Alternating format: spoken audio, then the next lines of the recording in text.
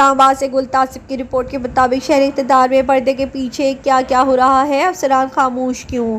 اسلام آباد میں قبضے، تعمیرات و تجاوزات، انفورسمنٹ عملے کی سہولت کاری عروج پر۔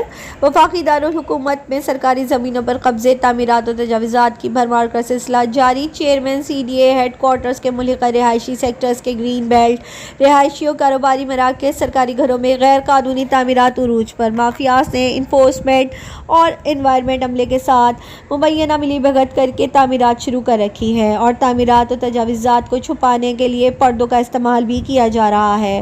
انفورسمنٹ کے قائم مقام ایریا اسسٹنٹ ڈائریکٹر عدالت شاہ کے ایریاز میں غیر قانونی تعمیرات عروج پر ہے، یہاں تک کہ CDA سہولت سینٹر G72 میں بھی کلین اپ آپریشن کے نام پر ڈرامہ آپریشن کیا گیا ہے اور بہت ساری تعمیرات اور تجاوزات کو تحفظ دیا گیا ہے، جو اب بھی موقع پر موجود ہے، جو کہ سہولت سینٹر CDA کی چھت سے واضح نظر آ رہا ہے اور انفورسمنٹ کی نااہلی ہے۔ اس طرح تحقیقاتی ادارے اسپیشل برانچ کے قریب کچی آبادی بڑھ گئی ہے، روزانہ تعمیرات ہو رہی ہیں اور تعمیرات کو چھپانے کے لیے پردوں کا استعمال ہو رہا ہے۔ Enforcement area incharge inspector supervisor کو اچھی طرح معلوم ہے کہ پردوں کے پیچھے تعمیرات ہو رہی ہیں، لیکن خاموش ہے اور مجرمانہ غفلت ہے۔ CDA انتظامیہ کو ایکشن لینا ہوگا، ورنہ CDA انتظامیہ ہی ذمہ دار ہوگی۔